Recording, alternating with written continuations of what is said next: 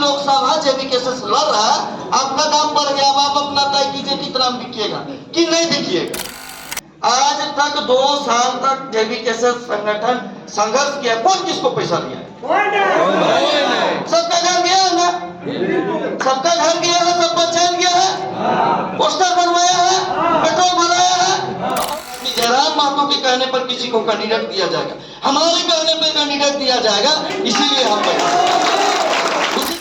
देवेंद्र नाथ महतो चुनाव नहीं लड़ रहा है, यहाँ जेबी के साथ चुनाव लड़ रहा है। यह सिल्ली में आजसू का विधायक बीजेपी वाला आपको साथ देगा, काहे कि वो बीजेपी वाला से नाराज है। अगर जेएमएम का कैंडिडेट रहा ना तो कांग्रेस वाला को कोई नहीं पूछता है। हम एग्जाम नहीं दिए हैं, कल हम अभी तैयारी की। क्या जेबी केसेस कोई चुनाव लड़ा है, पंचायत चुनाव भी? ये बहुत बड़ा चैलेंजिंग है। और देखिए, अगर कोई चीज करना है तो जुनूनी बनना पड़ेगा।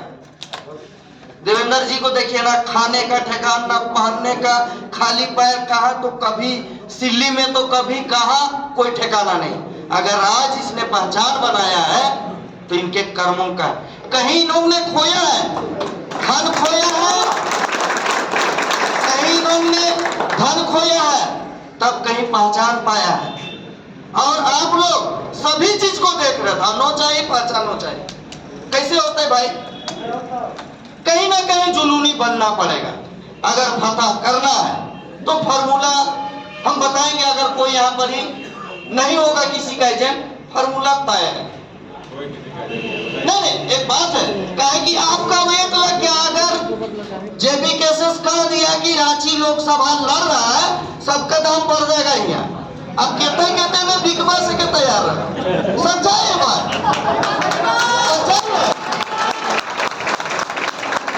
ऐलान हो गया कि रांची लोकसभा जेबी केसेस लड़ रहा है, आपका दाम बढ़ गया, अब आप अपना तय कीजिए कितना में बिकिएगा कि नहीं बिकिएगा।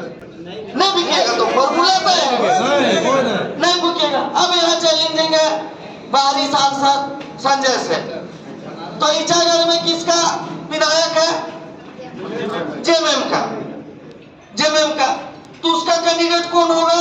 कांग्रेस का। तू रहेगा गठबंधन में तो जेएमएम वाला को कौन पूछेगा? तो उसको जेबी केसेस पूछेगा, उसको जेबी केसेस पूछेगा, तू हमारे साइड में रहेगा। ये फॉर्मूला अंदर वाला, अगर आप लोग तय कीजिएगा, इसको देख लीजिएगा। अगर आप जाइएगा तो जेएमएम वाला आपको सपोर्ट करेगा, कहे कि वहां कांग्रेस का वो गठबंधन धर्म को नहीं। हम लोग बहुत गठबंधन धर्म बहुत देखे। अगर जेएमएम का कैंडिडेट रहा ना तो कांग्रेस वाला को कोई नहीं पूछता है। ये सच्चाई। अगर आप लोग, हम लोग चुनाव में आजमा के देखे हैं इस चीज को, तो आपको इचागढ़ में मिल जाएगा। और आपका जेबी केसेस का वहां अगर है अपना घर, तो आपका जेएमएम का वहां सपोर्ट मिलेगा, वो आपका प्लस पॉइंट रहेगा। सिल्ली में आजसू का विधायक बीजेपी वाला आपको साथ देगा, काहे कि वो बीजेपी वाला से नाराज है, उसको पूछेगा नहीं। अब बाहरी सांसद उसको पूछेगा नहीं, वहां आपको सपोर्ट करेगा और आपका जेबी केसेस। और जहां हमारा अमित भाई, उसका वाला लोग कहाँ जाएगा? तो वो आपको साथ देगा सिल्ली में। तो आप 2 जगह से अव्वल हो गए। खिजरी में देख लीजिए, तो यहाँ आपको जेएमएम देगा। काके में वहां भी बाहरी विधायक, वो आपको साथ देगा, जेबी केसेस आपके साथ में। हटिया में क्या स्थिति है देख लीजिए। तो इस तरह से आपको विधानसभा वाइज, एक विधानसभा में कितना प्रखंड, वो आपको बैठना हो। यहाँ देवेंद्र नाथ महतो चुनाव नहीं लड़ रहा है, यहाँ जेबी के साथ चुनाव लड़ रहा है। ये चीज तय कीजिए कि जेबी के, हाँ, और बार बोलो, जुनूनी बनिए, घर छोड़िएगा तब पाइएगा। डायरेक्ट बोल दे, 1 महीना के लिए घर छोड़ा, कहाँ सोएंगे, कहाँ खाएंगे, कौन देगा, कोई नहीं। और जहां तक रह गया धन की बात, आज तक 2 साल तक जेबी केसेस संगठन संघर्ष किया, कौन किसको पैसा दिया? सबका घर गया है ना, सबका घर गया है, सबका चैन गया है, पोस्टर बनवाया है, पेट्रोल भराया है। और क्या चाहिए चुनाव प्रचार के लिए? और बूथ खर्चा, बूथ चाहिए, खर्चा चाहिए, बूथ खर्चा चाहिए आपको, नहीं ना?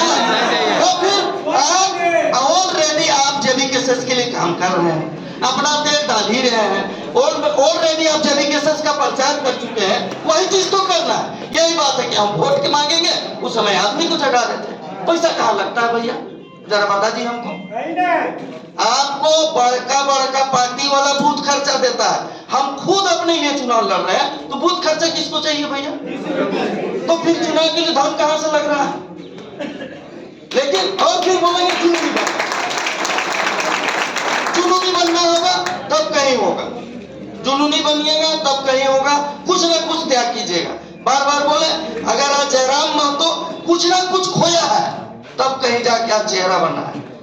आज देवेंद्र नाथ महतो जी का खाना पीना रहना कोई ठिकाना नहीं, इन्होंने त्याग कर, इसीलिए सब कोई पहचान रहा है। तो मेरा यही कहना है कि जेबीकेएसएस के जितने भी क्रांतिकारी साथी हैं, देवेंद्र नाथ महतो चुनाव नहीं लड़ रहे हैं, चुनाव जेबीकेएसएस लड़ रहा है, इसलिए अपने आप को प्रत्याशी मान के आपको चुनाव में आना होगा।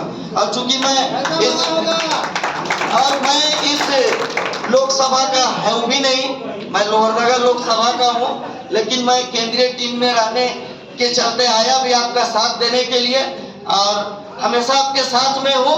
और एक जहाँ भी रहेगा मैं निष्पक्ष रूप से और कोई पक्षधर किसी के पक्ष की बात नहीं करूँ, मैं संगठन की बात करूँ, मैं संगठन की बात करूंगा।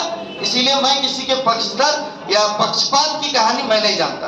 अगर आज जेबीकेएसएस जिस तरह माला के एक एक कणों को कूद के माला बनाया जाता है, उस तरह से जितने भी हमारे जिला कमेटी चाहे पूरे झारखंड में जेबीकेएसएस वो माला की तरह कूदा, एक व्यक्ति के चलते कोई भी माला टूटना नहीं चाहिए, ये पहली नजर में रहना चाहिए।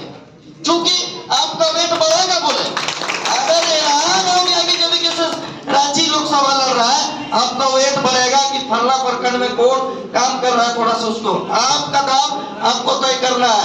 बिकना है बिक सकते हैं, और अगर रहना है तो आपका इसी चीज से विधानसभा का तैयारी होगा। मैं सुन रहा था, थोड़ा सा टाइम लेंगे, कांके विधानसभा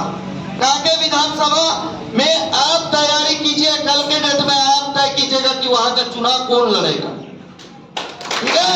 ये केंद्रीय टीम ने आज अगर रांची में बैठे हुए हैं तो सब आपका सहमति, आपका राय लेने के लिए, ना कि जयराम महतो के कहने पर किसी को कैंडिडेट दिया जाएगा, हमारे कहने पर कैंडिडेट दिया जाएगा, इसीलिए हम बैठे। उसी तरह जितने भी हमारे रांची लोकसभा क्षेत्र के विधानसभा पढ़ते हैं, आप तैयारी अभी से कीजिए। आपको आने वाले ये सेमीफाइनल है, बोले तो ये रिहर्सल है आपका, कल तभी कहीं जाके आप टाइगर जयराम महतो को जो सपना देखते हैं कि हमारा लिखने वाला, हमारा नीति तय करने वाला जयराम महतो जैसा होना चाहिए, वो तैयारी अभी से कर लो।